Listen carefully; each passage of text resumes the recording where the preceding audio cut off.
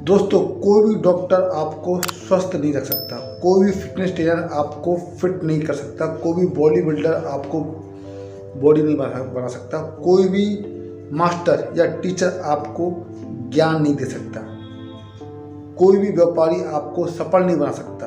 तो वो आपको हर क्षेत्र में सफल बनाना है, स्वस्थ रहना है, आपको ज्ञान भी अर्जित करना है, आपको सीखते रहना भी है, तो आप स्वयं खुद करोगे।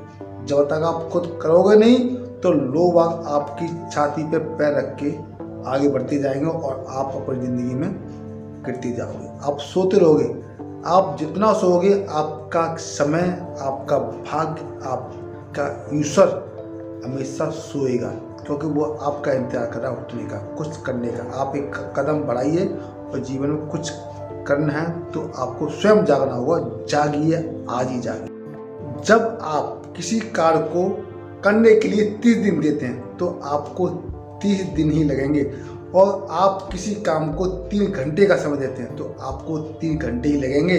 तो यही लागू होता है कि आपकी महत्वाकांक्षा, आपके लक्ष्य और आपकी क्षमता पर। तो आपको डिसाइड करना है कि आपको 30 दिन में काम करना है कि आपको 3 घंटे में काम करना है। जो आप हर काम को जल्दी करने की हैबिट डाल लेते हैं तो आपको हैबिट पड़ जाती है, आपके अंदर आत्मविश्वास बढ़ने लगता है अच्छा काम करने के लिए, जल्दी करने के लिए और उसमें सफलता प्राप्त करने के लिए। तो ये आपको देखना है कि आपको 30 दिन में काम करना है कि आपको 3 घंटे में काम करना। गॉड की परिभाषा क्या है? गॉड मीन्स ईश्वर। ईश्वर एक प्रेम है, ईश्वर शक्ति है, ईश्वर आस्था है, ईश्वर विश्वास है, ईश्वर भक्ति है, ईश्वर परमपिता है, ईश्वर भाग्य विधाता है। GOD God.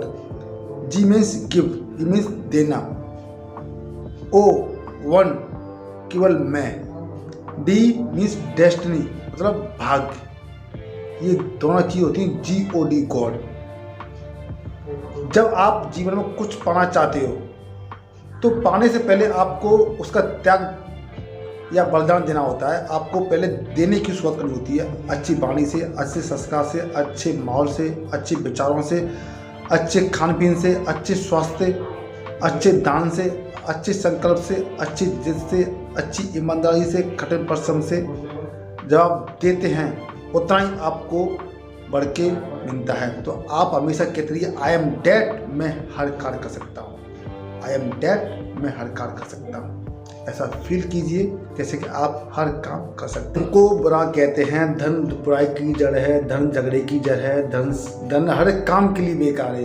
जब धन हर काम के लिए बेकार तो फिर आप धन क्यों कमा रहे हैं भाई? आपकी ज़रूरतें पूरी किससे हो रही हैं? धन से ज़रूरतें पूरी हो रही हैं। धन बुरा नहीं है, इंसान की मानसिकता कमज़ोर है, उसकी सोच कमज़ोर है, और धन को वह कैसे इस्तेमाल कर रहे हैं उसको मैनेजमेंट करना आता ही नहीं। और फिर वो कहता है कि धन बुरा है।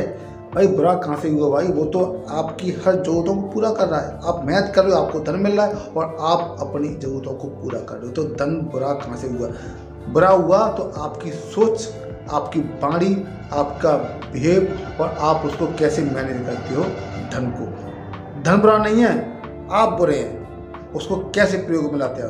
तो आज ही धन को बुरा कहना बंद कर दो, नहीं तो जिंदगी में रोगे। धन्यवाद। उनकी कलवाइस बताने वाला हूँ धन के बारे में। देखिए, जिस दिन हमारी मौत होती है तो हमारा सारा पैसा बैंक में ही रह जाता है। जब हम जिंदा होते हैं तो हमें लगता है कि हमारे पास खर्च करने के लिए पर्याप्त धन नहीं है। जब हम चले जाते हैं तो बहुत सारा धन बिना खर्च किए हुए बच जाता है। इस जगह पर मुझे एक चीनी कहावत याद आती है। एक चीनी राजा की मौत हो जाती है, वो अपनी विधवा पत्नी के लिए 100 करोड़ रुपए छोड़ के चला जाता है, और विधवा पत्नी अपने नौकर से शादी कर लेती है, और नौकर कहता है कि मैं हर वक्त यह सोचता था कि मैं मालिक के लिए बहुत काम करता हूँ, मगर आज समझ में आया कि मालिक मेरे लिए काम कर रहा था। इससे सीख ये मिलती है कि आप जो कुछ भी कमाते हैं अपने जीवन का, उस पैसे से, उस कमाई से खुशहाल ज़िंदगी जिए, क्योंकि खुश रहने में भलाई है, अपनों के साथ रहने में भलाई है, और अपना का मान सम्मान करने में भलाई है, और अपने जीवन को धन्यवाद देना बहुत ज़रूरी है। अगर आप अपने जीवन को धन्यवाद देते रहोगे तो आपके जीवन में सब कुछ अच्छा ही अच्छा होने लगेगा। तो आप सोचिए कि धन के बारे में, धन की रेस्पेक्ट कीजिए, मगर धन को वहीं पर खर्च कीजिए जहाँ पर उसकी ज़रूरत है, और जहाँ ज़रूरत नहीं है वहाँ धन को संभाल के रखिए, उसको अपने सीने से लगा के रखिए, तभी ये धन आपके पास रुकेगा और आप अपने जीवन में खुशहाल रहोगे, संपन्न रहोगे, समृद्ध रहोगे। धन्यवाद।